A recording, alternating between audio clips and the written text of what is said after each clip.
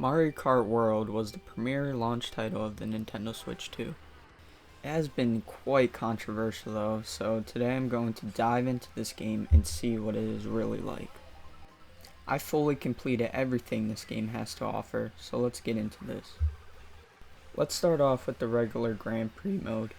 In this mode, you just race opponents through 3 different tracks like any other Mario Kart game.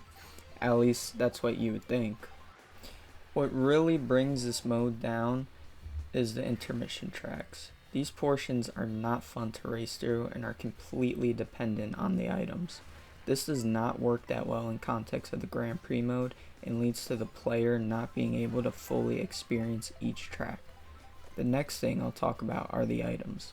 I think these are fine, with there being nothing much of note compared to other Mario Kart games. I think the Kamek item is pretty cool, but that's pretty much it. The character selection and kart selection is also pretty interesting. Instead of trying to be kind of a Nintendo kart, this game sticks exclusively to Mario characters, which makes half of the unique characters here random Mario enemies.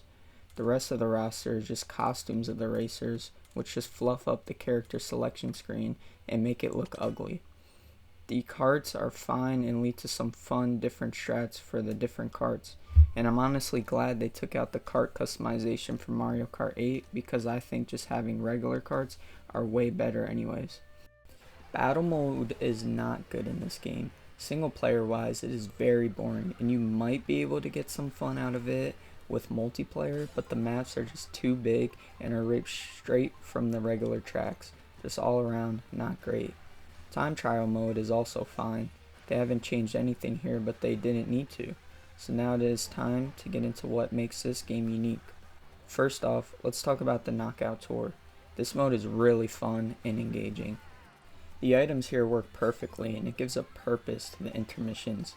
No matter what in this mode, you are going to be having a good time even when racing through straight lines because of the constant competition to reach that spot you need to move on to the next round. This mode is even better online. I don't really care much about online, I don't really play it that much, and I have no desire to do regular races because I know I would just get absolutely killed. The Knockout Tour feels balanced in a way that any player can win, and that makes this mode extremely fun.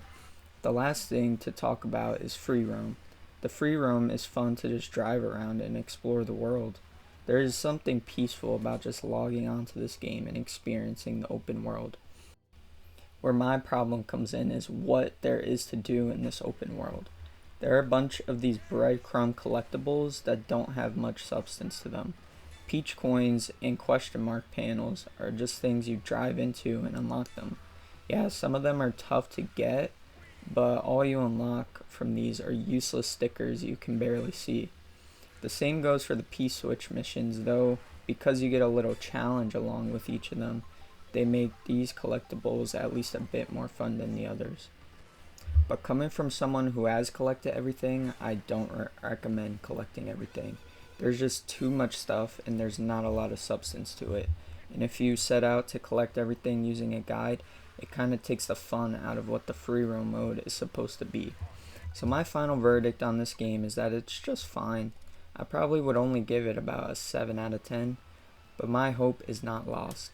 I think Nintendo can make this game better, as they already have. A lot of problems people have been fixed due to updates happening every couple of months. Hopefully we'll see this game reach its full potential one day.